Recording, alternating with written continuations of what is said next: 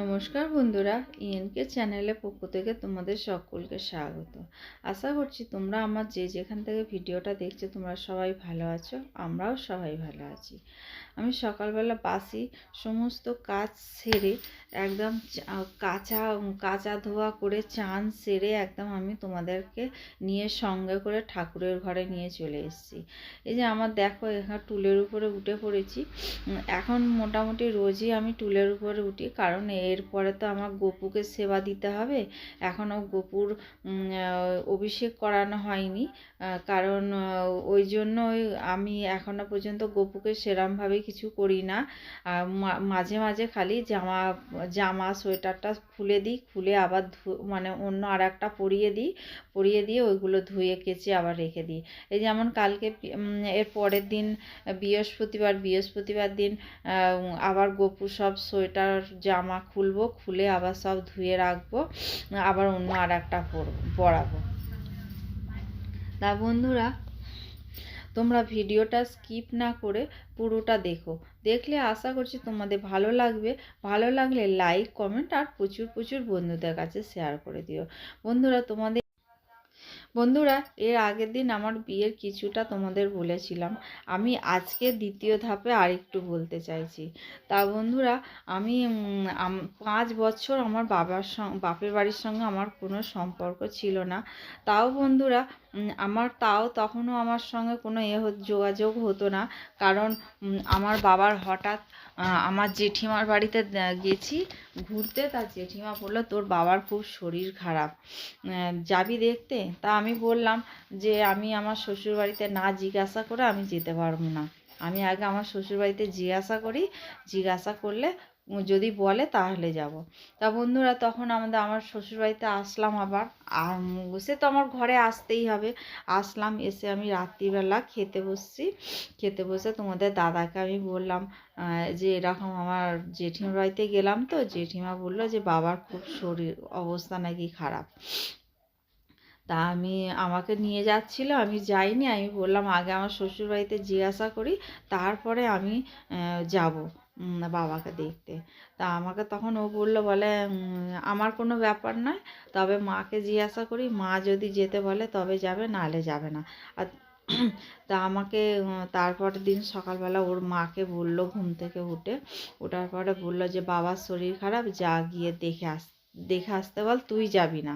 তা ও গেল না, আমি গেলাম।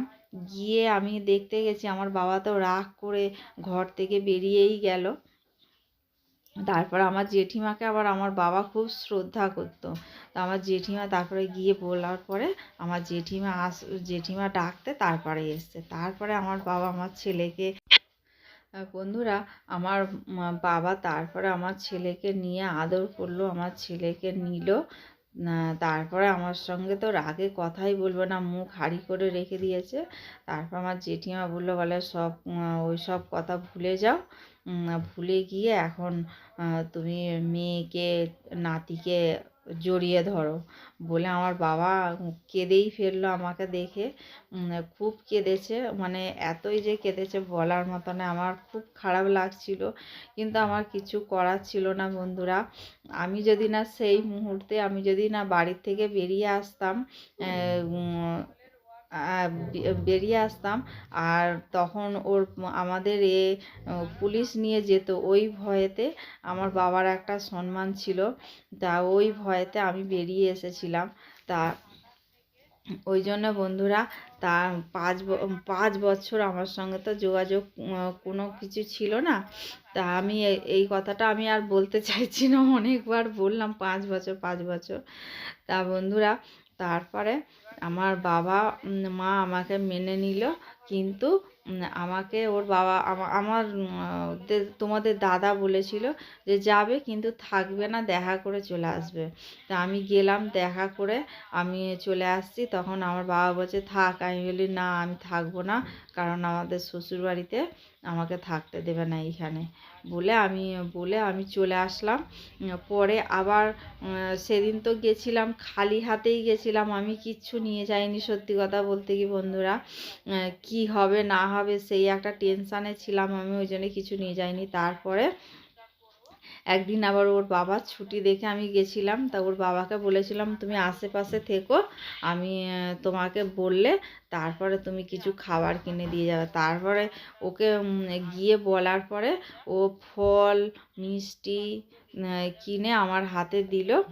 হাতে দিতে তারপরে আমি আবার ওই ফল মিষ্টি নিয়ে আমার বাবাকে দিলাম, বাবাকে কেটে দিলাম, বাবা বসে খেলো।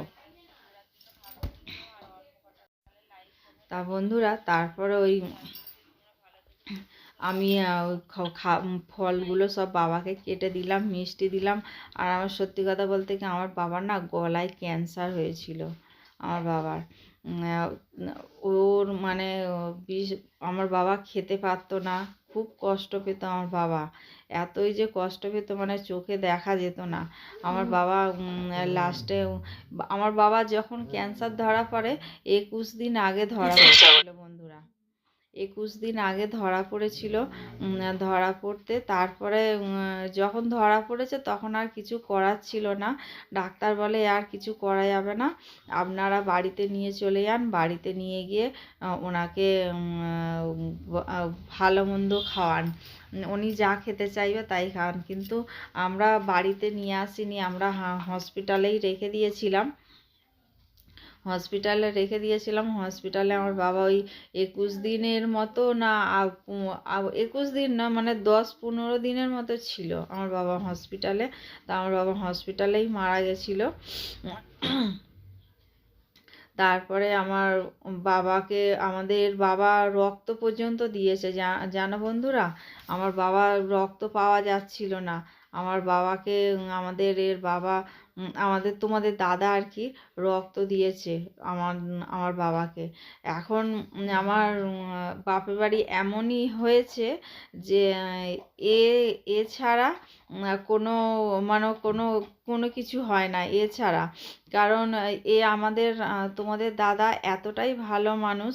আর আমার বাবা আমার মাকে বলে গেছিল যে তোমার মেজো জামাইকে আঁকড়ে ধরে রেখে দিও, তোমার মেজো জামাই তোমাকে এক সময় দেখবে। কিন্তু সত্যি কথা বলতে কি আমরা 3 বোন, আমার জামাইবাবু নেই, জামাইবাবু তো গেল বছর, এই 1 বছর হতে যাচ্ছে আমার জামাইবাবু মারা গেছে। আর আমরা 3 বোন, আর আমার 2 ভাই আছে আর 3 বোন আছে। যত ঠান্ডা আমাদের ডোরার লেগেছে দেখো বন্ধুরা, দেখেছো? দেখো যত মানে ঠান্ডা, সারা দিন আমার এই কম্বল এইরমভাবে পাতা থাকে। সকালবেলা গুছিয়ে রেখেছিলাম, সেটাকে পেতে নিয়ে শুয়ে আছে। কাল থেকে আমি তোমাদের কাছে সেরকমভাবে আসিনি। তা বন্ধুরা তোমাদের দেখালাম ডোরাকে। তা দেখো আজকে সারা দিন ও এইরকমভাবে ঘুমাচ্ছে, মানে কম্বল গুছিয়ে রেখে দিয়েছিলাম, এটা কম্বল লেপ না। তা ওই কম্বল গুছিয়ে রেখে দিয়েছিলাম, সেই কম্বলটাকে নিজে পেতেছে, পেতে নিয়ে মানে সেটা আমাদের মতো পাততে পারে না, তাও পেতেছে, পেতে তার উপরে ঘুমাচ্ছে। গায়ে একটা চাদর দিয়ে দিয়েছি লাস্টে আমি, সেই চাদরটাকে নিয়ে শুয়ে আছে। আর এখন দেখো বন্ধুরা, এই যে নিচে আছে কম্বল, তার উপরে দেখো এই যে গায়ে ঢাকা, দেখেছো?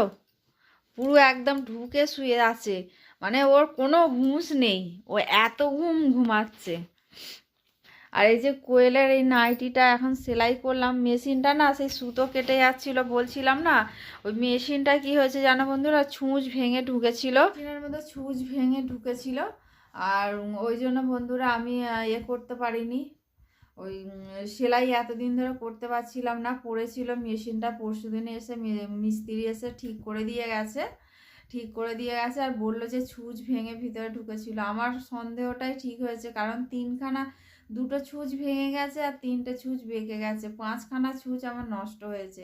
আমি আর লাস্টে বলি যে না, আর আমি ববিন খুলতে পারি, কিন্তু আমি অনেক খোলার চেষ্টা করেছি, আমার হাতটা তো অতটা ভালো না, আর আমি ওই জন্য খুলতে পারি না। তোমাদের দাদাকে আমি অনেকবার বলেছিলাম আমাকে ববিনটা খুলে দাও, ওরও শরীর ভালো নয়, ও খুলে দেয়নি।